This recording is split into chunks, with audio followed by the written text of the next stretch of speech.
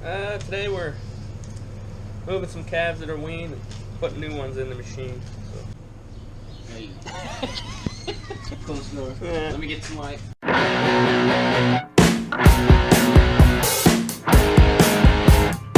We got a couple calves on here that we have to wean. Pretty much we start weaning at 7 weeks, and then it takes 12 days to wean them all the way. And that's because the machine takes off one credit every day, and they're getting 12 credits. We're working with the Biotic Industries ID Tech, which I would call a low budget automatic calf feeder. This one's pretty low tech. This little computer screen, and we can cycle through here, and pretty much all it tells you is the calf number, and it only goes up to 25, so we have to start over every time. But so that's calf number 10 in there, and she's got 12 feedings a day, and then it pretty much just splits those 12 feedings up over a 24-hour period, so every 2 hours she can get a credit. And then right here it tells you how many she got the previous 24 hours, so this one only got 11, and this is how much she's had for today, 5, and she currently has 0 credits. And so with this little W, that means they're being weaned, so this one's got 5 more days left. Today we're weaning calf 3 and 4. I think that's probably the biggest benefit of a calf feeder. Gradually wean the calves off versus going cold turkey or cutting half the feedings away and doing it that way. I don't know. Would you agree? Yeah, it's definitely a better way. Smaller feedings throughout the day.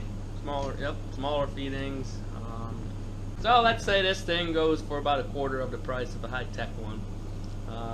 Now we don't get a fancy computer screen, and we can only look back one 24-hour period, whereas the nice ones you can go back pretty much the life of the calf, I think. Yeah, you can look at all that stuff. The thing we added was we added this little valve here, because this line was just hooked up to the bowl, and as it was mixing the milk powder, the calves could already like start drinking, so we didn't really like that, so we put a solenoid valve on that opens or closes when it's when the agitator is on. As soon as the agitator turns off, that valve opens and they can start drinking. But other than that, we haven't had too much troubles. I think for $200 you get a whole set of extra parts, spare parts, so there's really no service that comes with it or anything. I guess the downside to this machine, all the calves are drinking off the same nipple throughout the day, and then since they're all drinking off the same nipple, you have more chance of spreading respiratory troubles. That's the main reason why a lot of guys don't like automatic calf feeders. It's like sending your kids to preschool and they're all sucking on the same glue stick. And that's one other thing with this automatic feeder. You can either look at it as a pro or as a con. Probably most people think of it as a con, but there's no automatic wash cycle. It's all, you got to clean it all manually, which I think is a good thing, because I feel the automatic cleaning is kind of a false sense of security, because people think, well, it's cleaning itself, but you still need to go in there and clean and change the hoses out all the time. So we change the hoses every day, nipple every day, and the machine gets washed manually every day. So. Now normally when we wean a calf, we move it to another pen, we would use our scale there in the corner, but it's been out of order. We probably bought that, what, a year ago? We had it running for about 6 months. It probably ran about 6 months. I've been trying to call those people, but they answered the phone a lot better when I was buying one than when I'm trying to repair one. I probably ought to get on them a little more. They're all the way out in California. But normally we would wean these calves, and then we could do a rate of gain, pretty much their daily gain. There's certain parameters we want to hit. So currently we're pretty much flying blind. Jason mentioned one downside potentially with having an automatic feeder is you automatically have to switch to group housing, which comes with its own set of challenges. The one thing I do like about group housing, you can have a waterer And so in the winter you can have a water with a heater in it, and they always have access to fresh water, versus all the individual calf pens, that water tends to freeze pretty quick in the winter. Right there. 836. That's the one we're moving.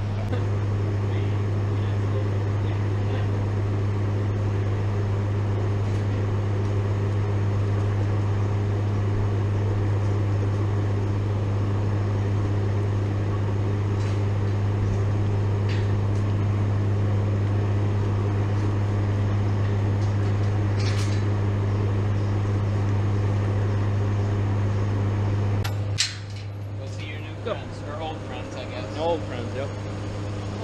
They know each other. Yep. So then that's the group that they go in once they're weaned. So in there they'll just get hay and grain twice a day, 3 times a day. Mason took out the RFID, which stands for radio frequency identification. Yep. And that's what the automatic feeder uses to keep track of the calves.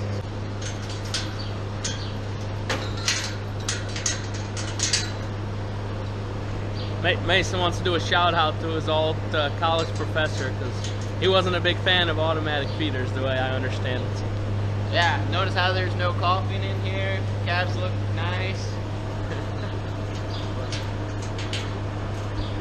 We put them all here on the one side. That way we can work on getting the new one into the calf feeder without being eaten alive. Might want to specify you, not to. Well, so we don't get eaten alive by the other calves in there, right? What we're going to do here is go in individual pens and find the oldest. Ideally like to move them probably at about 10 to 2 weeks old and put them in there. Now in reality, we don't want to put any more calves in this feeder pen than 12, so we tend to get backed up.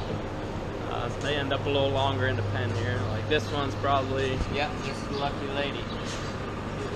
She's going into the group pen, and she's from April 4th. Make her about a month old now. So, and then in the individual pens, we feed them twice a day, and they get pretty much 4 quarts, right? Yep. 2 quarts feedings. In the machine, they get probably 3 quarts, 2.1 pounds powdered to be exact. So that's another benefit of the feeder. It's easier to feed them more milk, because feeding 3 times a day is kind of an awkward schedule.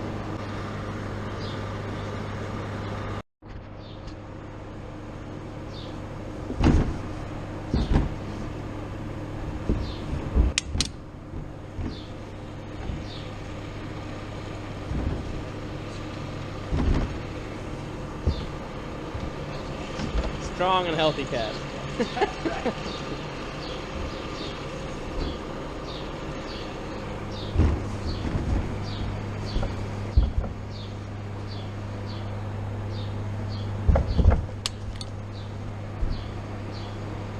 This one's all black.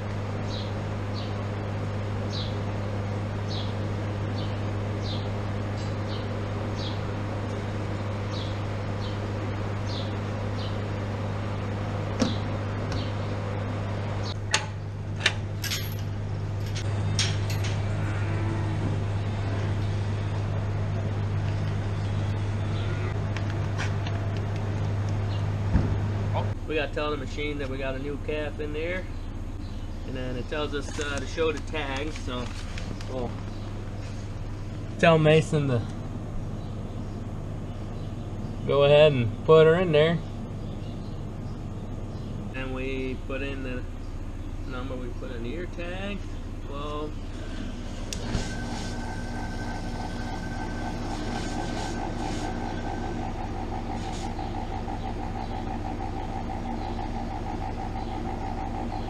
And then it will mix up a feeding, and Mason's going to try and get her to take the nipple.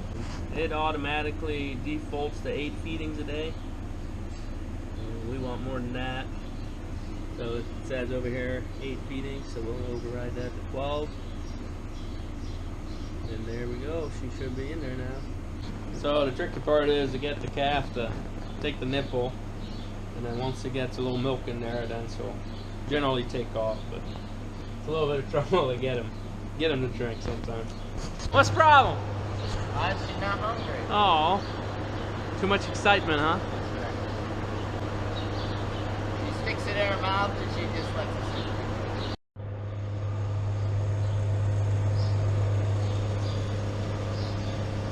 It appears she has other things on her mind than drink milk right now. So she was probably fed what, 4 hours ago? Yeah. 4 or 5 hours ago.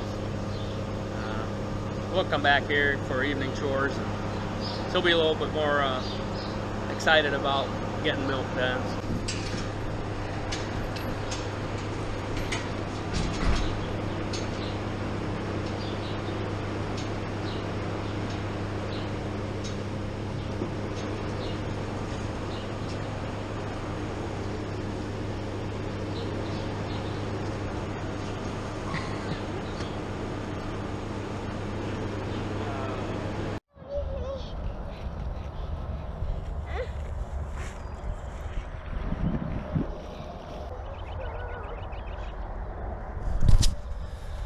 Man, sure like to be putting up some cow feed, but had like 2 inches of rain here.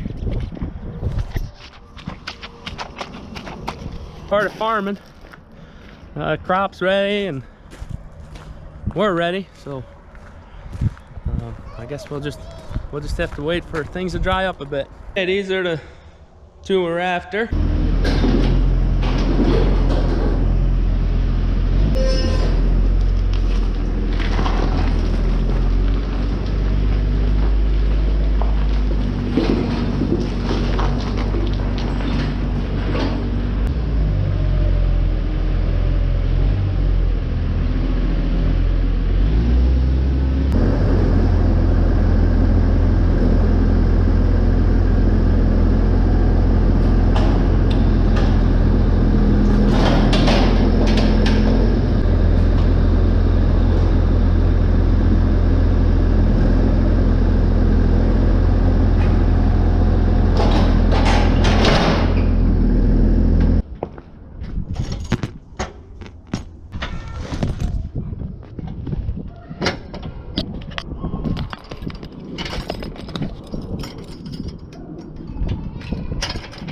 Got this all out of the shed, and we'll look over the knives, make sure they're all ready to go.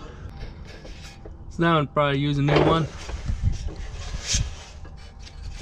That one we can flip around.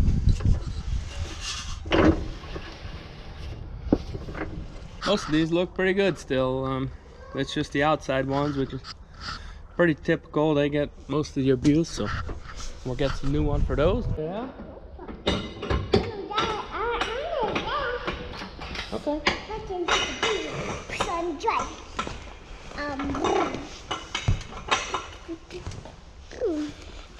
Wow, is this your camera? Yeah. Whoa. Okay, so what's this? It's my city girl. That's correct. So, what's he doing here? See, I'm sitting.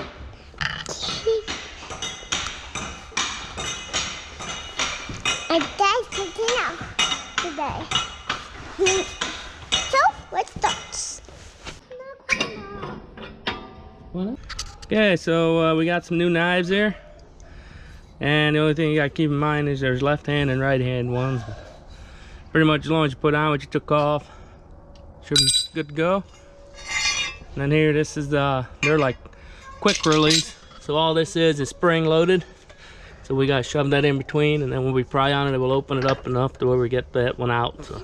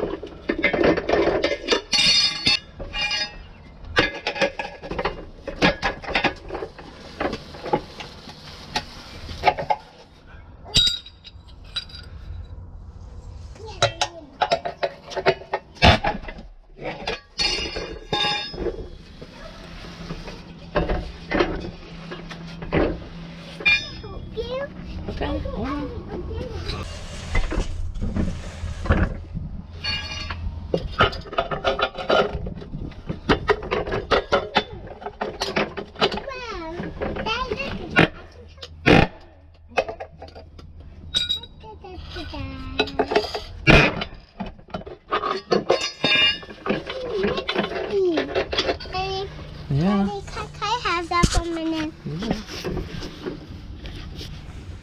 I got 2. Daddy, Yeah. I'm fixing it. Good job.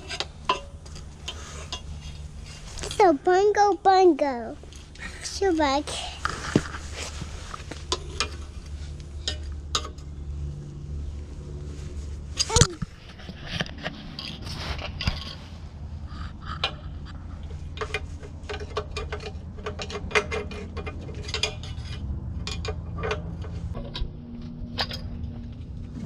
Yeah, keep moving down the line.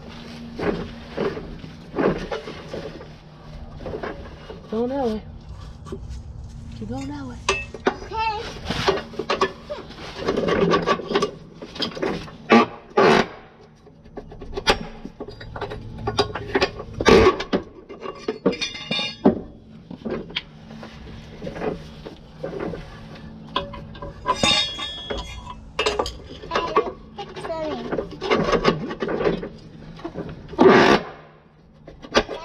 Down.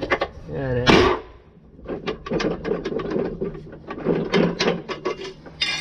Alright, so this hat here got a little more wiggle in it than I like, so we'll pull these 4 bolts off and see what we can find.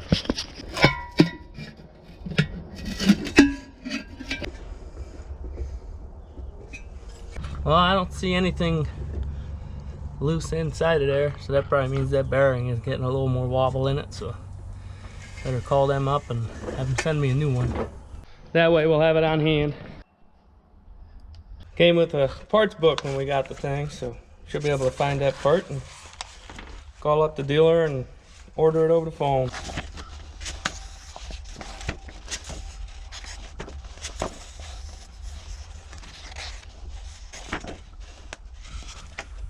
I think we're looking at number 3 on here. Looks like it's got 2 ball bearings. And I was calling about my easycut 400. But then I was looking at the picture and I thought, well, why don't I just get that whole little assembly clockwise? That should be fine. I'm not broke down yet, so thank you. Bye. So I was gonna order 2 new bearings for it, but I guess instead I decided I just ordered the whole head, and then that way we can just swap them out and rebuild this one, and then we'll have a spare. So then if it ever goes out when we're mowing, we'll have one on hand. We got the rear cutter bar all done, so now we'll look at the front one here. And we'll get it ready and we'll check the oil in the gearboxes and wait for the ground to dry.